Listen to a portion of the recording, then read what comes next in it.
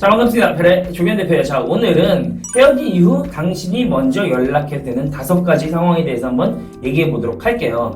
자, 여러분들이 남자친구 혹은 여자친구와 헤어지고 난 뒤에 연락을 하고 싶어 하는 충동이 느껴질 거예요. 왜냐면은 지금 당장 연락하지 않으면 그 남자가 떠날까봐 혹은 나를 잊지 못할까봐. 자, 이러한 여러 가지 이유들 때문에 먼저 연락하고 싶어 하는 어떤 감정과 충동이 일어나는데, 문제는 당신이 만약에 재회를 하고 싶다면은 오히려 연락하지 않아야 되는 그런 상황에서도 불구하고 먼저 연락해서 오히려 재회를 망쳐버리는 그런 상황이 생기기 때문이죠. 자, 그렇기 때문에 여러분들이 만약 재회를 하고 싶어서 여러분들이 연락을 먼저 해야겠다라는 결심을 했을 때, 자, 이 5가지 상황 안에 드신다면, 그리고 이 5가지가 여러분들한테 복합적으로 일어나는 상황이라면은 여러분들이 연락을 하셔도 좋은 재회의 가능성을 보이시게 될 거예요. 자, 그러면은 지금부터 하나씩 알아보도록 할게요. 첫 번째는 여러분들의 잘못으로 인해서 헤어진 경우예요. 자, 이런 경우에 여러분들이 남자 혹은 여자한테 먼저 연락을 하셔야 되는데, 자, 그 이유는, 자, 여기서 중요합니다. 절대적으로 여러분들이 그 사람을 다시 잡고 싶기 때문에 라는 의도에서 그 사람한테 먼저 연락한다기보다는 여러분들이 먼저 상대에게 사과하는 마음에서 이러한 부분에 대해서 내가 잘못했다라는 어떤 진심이 담긴 어떤 미안함 혹은 뭐 사과의 의미를 담아서 연락하시는 게 중요해요. 왜냐하면은, 자, 먼저 기본적으로 상대가 여러분들한테 사과의 문자를 받았을 때 혹은 사과의 뭐 연락을 받았을 때 의심부터 하게 돼요. 얘가 진짜 나랑 다시 만나고 싶어서 연락을 한 건지, 미안하다라는 명분으로 나랑 그냥 다시 만나기 위해서 마음에도 없는 소리를 하는 건지, 아니면 정말 얘가 미안함은 갖고 있고 나한테 진심으로 사과하고 싶어서 연락했는지, 이 문장을 보게 되면, 뭐 카톡이든 혹은 문자를, 이 문장을 보게 되면은 그 안에서 그 의도가 다 드러나게 돼 있어요.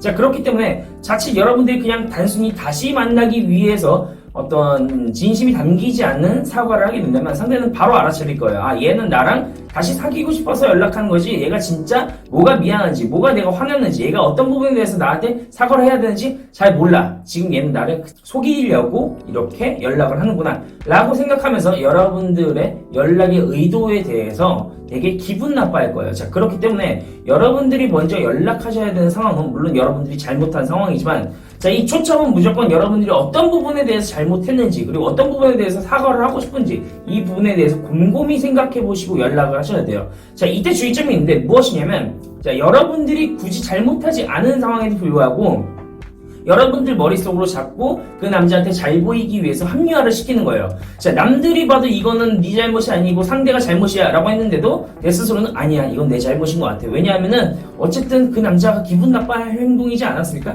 내가 이런 부분을 내가 참았었던, 이러면 안 되지 않았을까? 뭐 이런 식으로 생각하는 거죠. 자, 이를테면은 남자가 무례하게 굴었어. 그래서 내가 상대한테 이 무례한 부분에 대해서 지적을 하고 화를 냈어. 자, 근데 이 부분에 대해서 남자가 이 얘기를 듣고 여자가 이별하자 이렇게 얘기했는데, 생각해보니까 이때 얘가 좀 무례하게 굴었어도 그냥 내가 넘어갔으면 됐을 텐데 괜히 그 부분에 대해서 지적해가지고 상대가 화난 것 같아. 내가 이 부분에 대해서 잘못했어 라고 생각하게 되는 이런 상황은 진심으로 여러분들이 잘못했다 라고 생각할 수가 없어요. 자, 오히려 이런 상황에서 먼저 연락하게 되면 여러분들의 가치가 더 떨어지게 되기 때문에 누가 봐도 제 3자한테 한번 물어보세요. 이게 정말 내가 잘못한 거니 아니면은 상대가 잘못한 거니, 여기에 대해서 물어보시고, 자, 물어볼 때는 내 편을 들어주는 친구라기보다는 나한테 어떤 객관적으로 이 상황에 대해서 이야기해 줄 수 있는 경우, 실제로 진심이 담긴 어떤 분석을 통해서 나한테 사실만을 이야기해 줄 수 있는 사람한테 물어보시는 게 좋아요.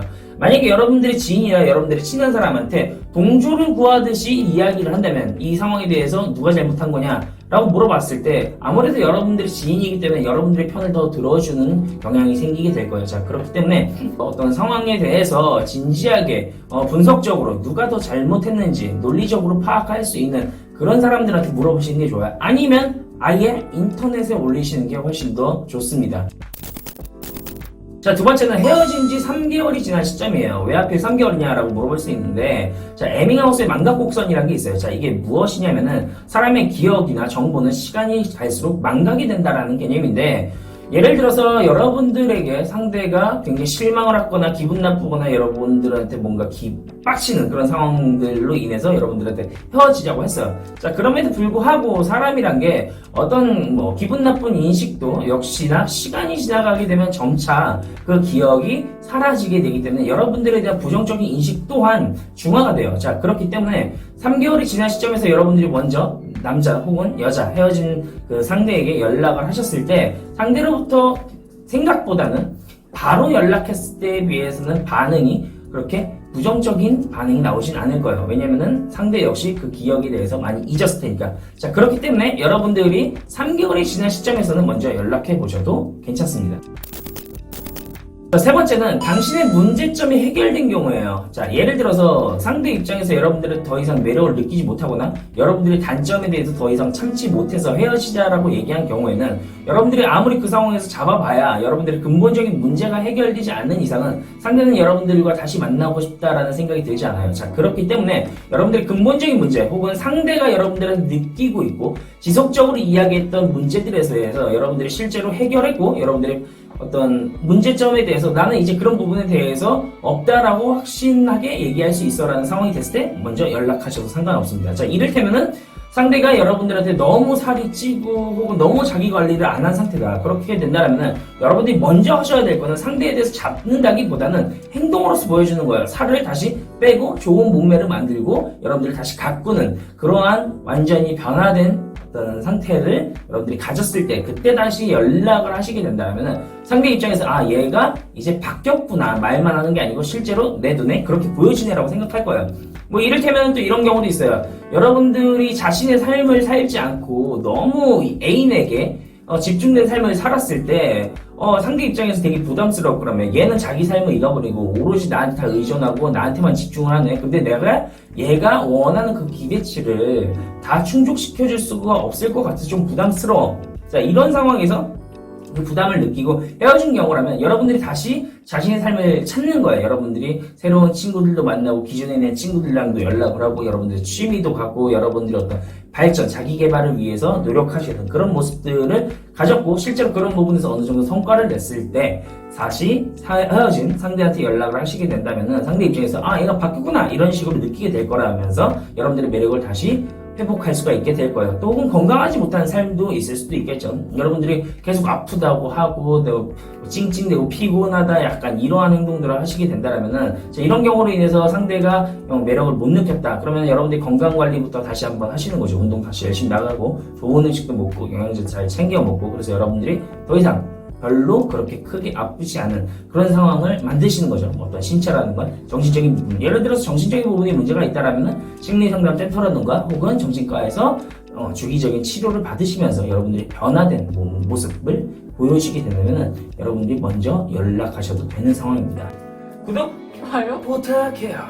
네 번째는 여러분들이 전 애인만큼 끌리고 있는 이성을 만나고 있는 경우예요. 자, 이런 경우에 왜 다시 연락하면 좋냐?